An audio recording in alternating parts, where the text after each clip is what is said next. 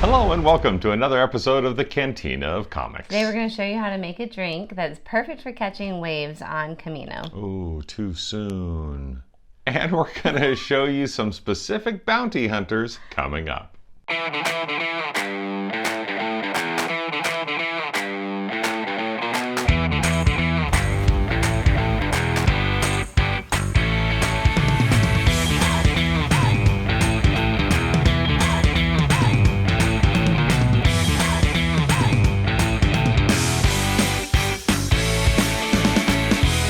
Welcome to the Cantina of Comics. I'm Matt. And I'm Kristi. And what are we making today? Today we're going to make a Kamino Cabana.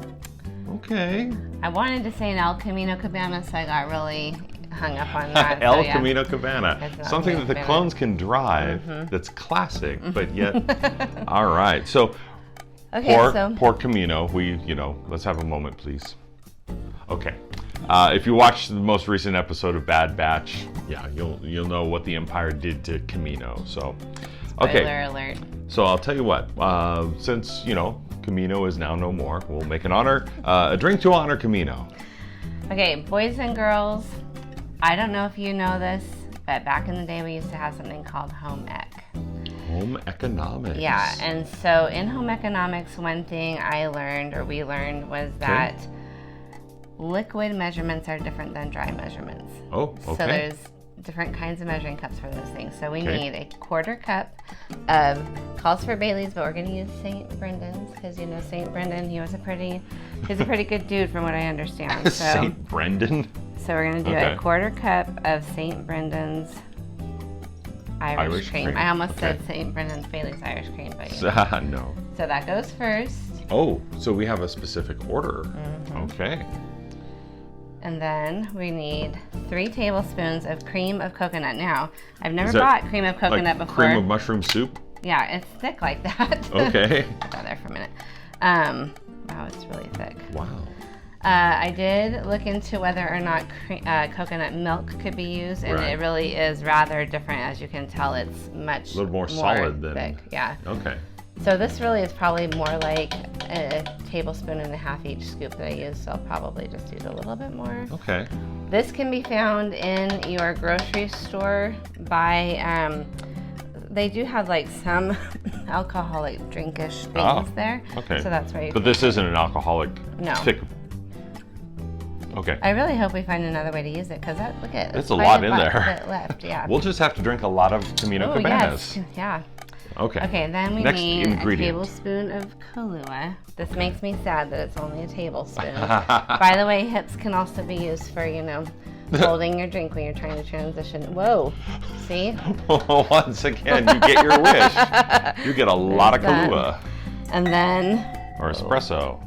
That's Kahlua. This is Kahlua. Essentially. Well, essentially. It's cheaper than Kahlua, okay, folks? This is, drinking on a dime. Store. This is dollar store baby. Oops, drinking. would you take the lid off? Oh, sure. That's kind of boring. Well, this is name brand. I recognize Bacardi. Bacardi, and this is coconut rum. It does not call for coconut rum. It calls for white rum or dark rum. Okay. We had coconut rum. We're using coconut cream. So if we have cream of coconut and cream coconut rum, I'm guessing it's going to taste a lot like a coconut. So then the recipe calls for a ripe banana, like the one you see before you. Okay, that's why this one's all spotty. So I chose to freeze them because in the past when I've made smoothies, frozen ripe bananas make really good smoothies. So I figured we'd give this a shot. Okay. And so we'll try to blend it before we add any ice, just to see if the frozen bananas. Because they might take a little bit more to blend. Well, and they also are already frozen, so you might not need the ice for that. Do you need all the bananas or just those 2? Well, it only calls for 1. I'm making. Oh, I should double the recipe. You should, because there's 2 of us. All right, let's go back. Sorry, folks. I want a drink too. Well, I was thinking it would just be for me. Oh, so we're gonna double up on everything? I guess we do need to. Well. Okay, sorry. Let's backtrack. Matt, you can fast forward this in editing, okay?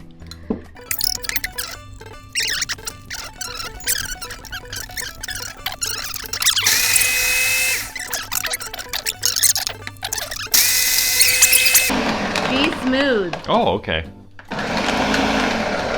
I'm as smooth as Rob, Thomas, and Santana. I know you are. Okay. So now this has to be. Oh, that'll be fun to clean up. Sorry, folks. This has been fun. This is a fun one. Wow, it almost looks like a smoothie. Yeah, it does. Okay. There's one. Now it does say you can garnish it with a little bit of banana or some nutmeg, but I don't love the idea of nutmeg in my drink, unless it's like a Christmassy. Oh, okay, like an eggnog? Yeah, right? Okay, like a hot nog. And a hot ear nog. Again, don't know what that means. I think you do. I think you do. I should by now. After all these years. Wow, so okay, so that's 2 servings. Now we get to taste the Kamino Cabana. Smells like coconut? I smell a lot of banana. Yeah. Okay, here we go. Kamino Cabana. Huh. That's not too shabby. That is pretty good. Yeah. It's like a... Okay, now I'm getting a coconut. The coconut doesn't hit it first. The banana hits it first. I'm thinking it looks like a smoothie, so why not start the day out like with this? Because I mean, like your breakfast smoothie, probably should have ground it a little longer. Got a piece right there. Yeah. The first thing that hits you is the banana, and then I think the Kahlua, and then the coconut. You're like, just like the surface of Kamino, it comes in waves. I do feel not anymore. Not anymore. Well, the water's still there, just the facilities are not. I think it could use more Kahlua. Right? I don't taste the Kahlua at all, do you? I do. Coffee? It's like a chocolate banana. Oh, but that's really good. It's really bad when everything you say, I want to say, like I'm going to chocolate your banana. That one. Anything can be interpreted that way, I guess. Well, now this is a very refreshing drink. Poolside, or we're running out of summer. A lot of people are going back to school. Oh, maybe the kids are at school. Haha, here you go. Yeah. Yep. That's good. We should do that one again. I really like that. Okay, that's how you make a Kamino Cabana. Coming up, we're going to talk some bounty hunters, and we're going to play another round of For What It's Worth.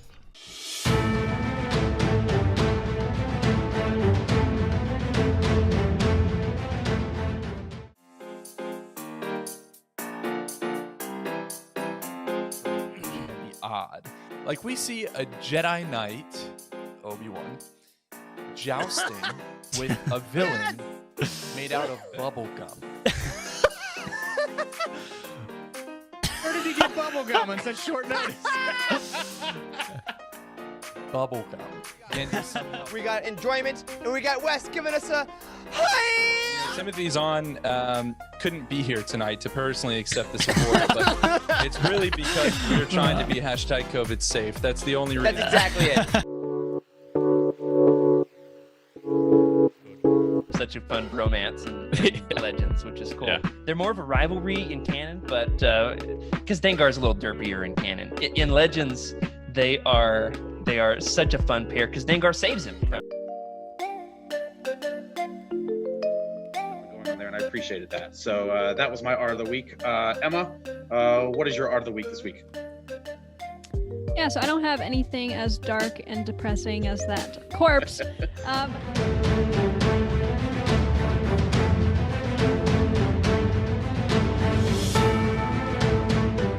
And welcome back to the Cantina of Comics. I'm Matt. Today we're talking about one issue from Marvel Comics, that is Forlom and Zuckuss, the one-shot, Zuckuss Must Die. I don't know why I said that rather depressing sentence with a smile on my face. I mean, Zuckuss Must Die. This one is written by Daniel Jose Older with pencils by Kei Zama and colors by Felipe Sobrero. So where does this fit on the whole summer crossover timeline? This issue takes place right after War of the Bounty Hunters issue #1. We start the issue on Tatooine with a pack of Jawas discovering something. We quickly shift to Nar Shaddaa and Zuckuss barely making it out alive after a fight with Boba Fett. Backstory time, Fett fought Zuckuss and 4LOM and made off with the droid bounty hunter's head.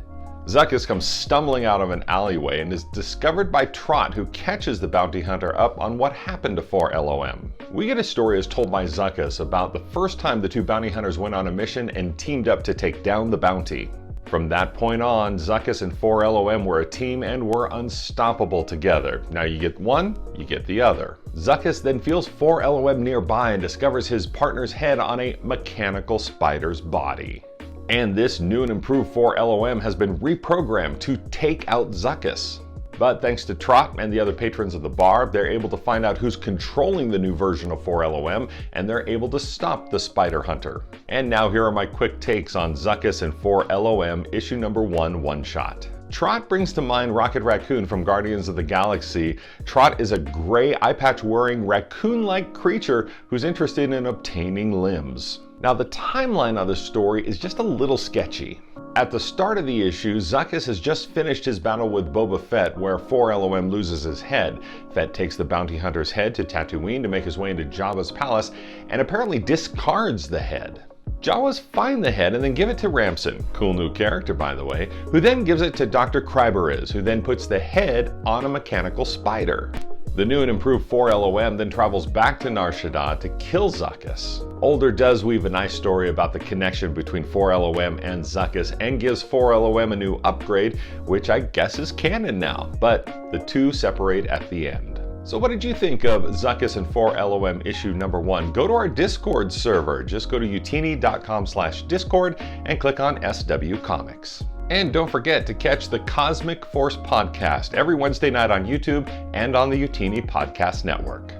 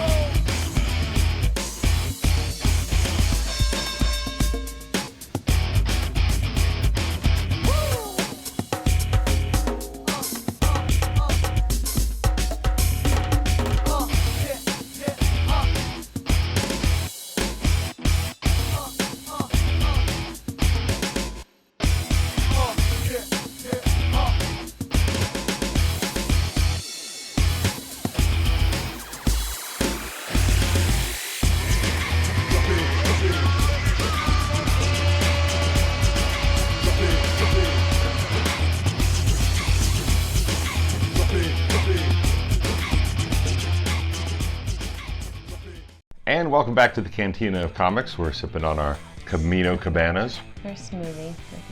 Call it a smoothie. There's my guy. I think it probably should have been blended up a little bit because apparently you're not supposed to have the ice chunks. So that's okay because I like chewing on ice. All right, for what it's worth, we're talking about a classic Kenner toy. This one, this monstrosity, it's kind of funny because it's one of the largest vehicles that they made for the Star Wars toy line for Empire Strikes Back. You know, we already talked about the Star Destroyer on one of our past episodes, so we're going to talk about the Rebels for this one. This maybe got, I don't know, a total of 30 seconds screen time in Empire Strikes Back, but it played a pivotal role in that you got to see a troop transport for the Rebels. And so this one came out in 1982. And here's how it kind of works. So you have your cockpit and your tail gunner. And for the cockpit, you just take this part off here. Okay. And you have your rebels up front and they're piloting it. And then for the tail gunner, you have back here. And you have the tail gunner, and pew pew pew pew has two little guns. Now, if you want to get to the interior of the ship, this is where you push down on that and you turn it, and then you...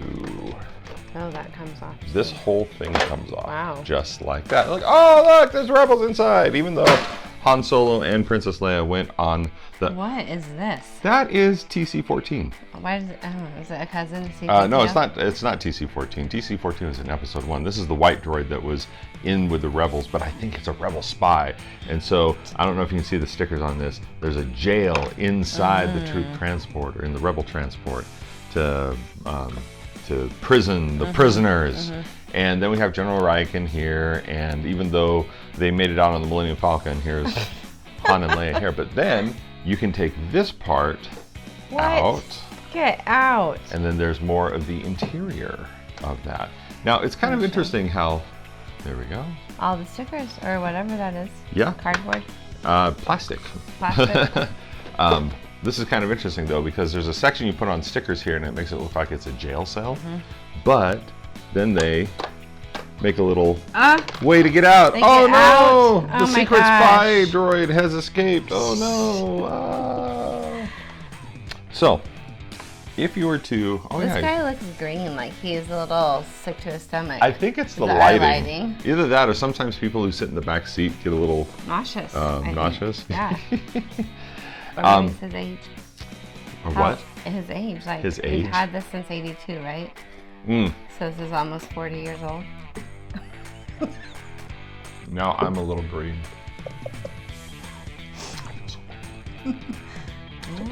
Okay. Not old, I'm vintage. Now, if you were to find this in its box, now there were 2 boxes. The first one was yellow, had a yellow background on it. Okay. That came out first, and then they revamped it, and it came out with a blue background. So if you find the yellow one, you're probably looking at about $400 if it's still sealed in the box. You know, you had things that come in little plastic baggies and stuff, and so if they're all sealed, maybe about $500 for the yellow, $400 for the blue. Oh, okay. And then each individual thing, like, you know, here's your gunner's nest here, pops out, you know, detachable things. Each individual piece can be anywhere from about $15 to $30 to $45, depending on what you're looking at, because sometimes, you know, you play with them as a kid, you might lose the tail covering, so who knows? So if it's not in the box, but it's still in pretty good shape? If you were to find it like this is a complete without the box, about $150. Oh, okay. So not too bad. So that is for what it's worth. All right. So we thank you for watching, and if you like this video, please give us a thumbs up, leave us a comment if there's a drink suggestion you would like to, yes, right below there on the video. And then be sure to subscribe to Utini to get all the Utini videos that are made. So we want to thank you for watching, and we want to remind you to keep on reading and keep on drinking. Drink. Lots of this because it is good.